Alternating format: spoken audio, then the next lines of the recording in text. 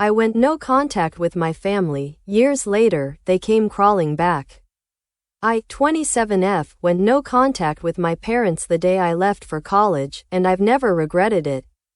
Growing up, my younger sister, 25F, was the golden child, while I was the scapegoat. Every mistake she made somehow became my fault. She wrecked my mom's car? I should have stopped her. She got caught cheating in school? I was a bad influence. She threw a tantrum at a family event?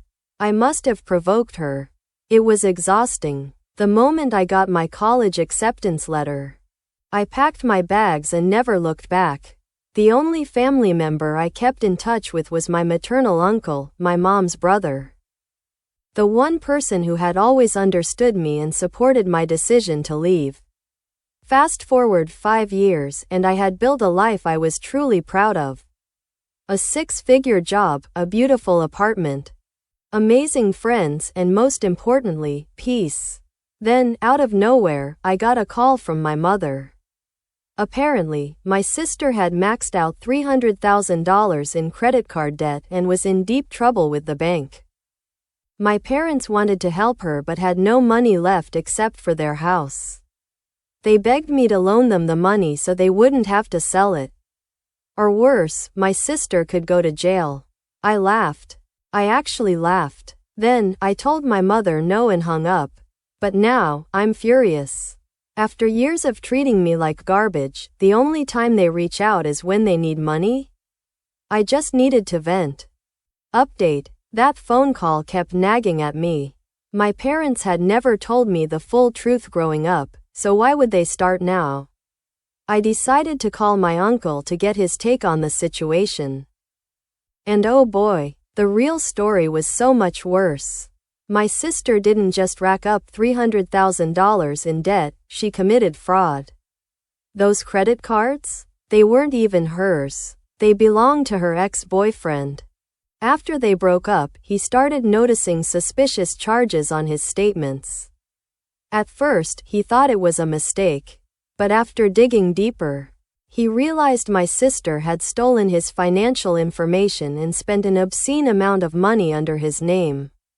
The only reason my parents were desperate was because her ex gave her an ultimatum. Pay back everything within a month, or he would sue her for fraud and damages.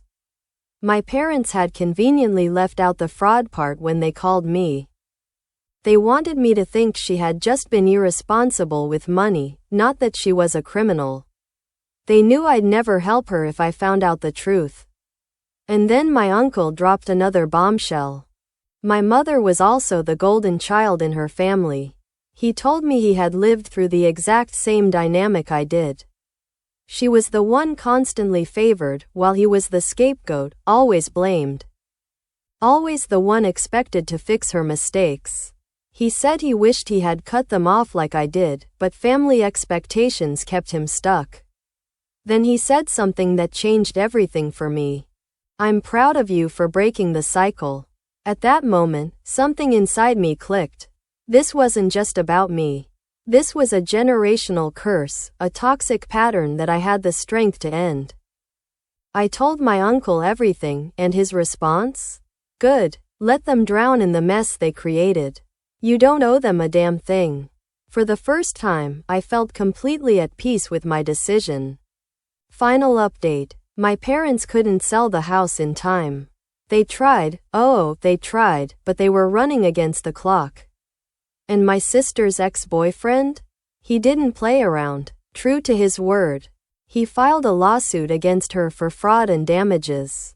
My sister? She lost her mind. In an act of sheer stupidity, she took a baseball bat and trashed his car.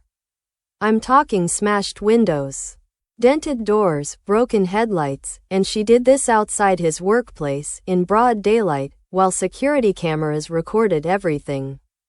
She was arrested within hours. And my parents?